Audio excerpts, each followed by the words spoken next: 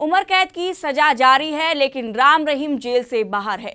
सुबह 6:30 बजे सुनारिया जेल का गेट खुलता है, 8 लग्जरी गाड़ियों का काफिला निकलता है और करीब 3 घंटे बाद सिरसा डेरा फिर से एक्टिव हो जाता है, क्योंकि साध्वियों के यौन उत्पीड़न मामले में सजा काट रहा डेरा प्रमुख गुरमीत राम रहीम एक बार फिर 30 दिन की पैरोल पर जेल से बाहर आ गया है। 2017 में सजा होने के बाद राम रहीम 16वीं बार जेल से बाहर निकला है। सिर्फ 2026 के पहले 5 महीनों में ही दूसरी बार जेल से बाहर आया है राम रहीम, जिसके बाद डेरे में हलचल बढ़ चुकी है। अनुयायियों की भीड़ जुटना शुरू हो गई है और अब सबको इंतजार है कि आखिर राम रहीम अगला क्या संदेश देगा।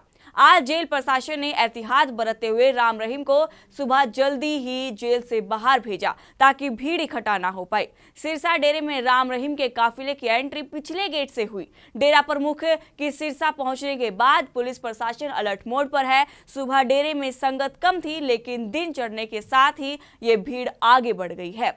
आपको बता दें कि साध्वी यौन शोषण मामले में राम रहीम को 20 साल की सजा सुनाई गई थी। वो सुनारिया जेल में सजा काट रहा है। बीती 5 जनवरी को 40 दिन की पैरोल पर वो जेल से बाहर आया था। उस वक्त शाह सतनाम दिवस था। वो सिरसा में डेरे के हेडक्वार्टर में रहा था।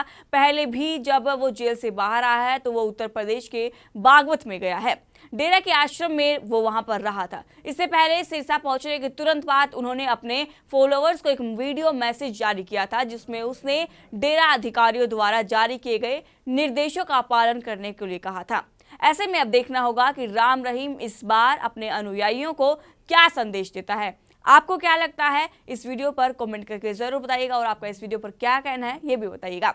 साथ ही आपको ये भी बता दें कि राम रहीम पैरोल पर अब की बार जेल से बाहर आया है। इससे पहले वो कई बार फरलो पर भी आया है। ऐसे में आपको कंफ्यूजन हो रहा होगा कि आखिरकार ये फरलो क्या है और ये पैरोल क्या है। आइए समझते हैं।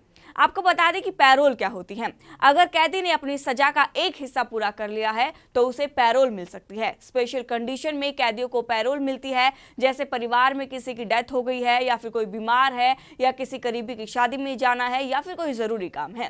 पैरोल 2 तरह की होती है, रेगुलर और कस्टडी। रेगुलर पैरोल में कैदी आजाद रह सकता है, लेकिन कस्टडी पैरोल में कैदी के साथ पुलिस होती है। और फरलो की बात करें तो फरलो के लिए कैदी को किसी तरह की स्पेशल कंडीशन की जरूरत नहीं होती है। ये उसका कानूनी अधिकार है। हर राज्य ने फरलो के लिए अपने रूल्स और गाइडलाइंस बनाई हुई हैं। कई राज्यों के रूल्स और गाइडलाइंस कमाबोश एक जैसे ही होते हैं, केवल फरलो पाने की प्रोसेस अलग होता है। ऐसे में अब देखना होगा कि अब राम रहीम अपने अनुयायियों को क्या संदेश देता है। आपका क्या कहना है, कमेंट करके जरूर बताइएगा।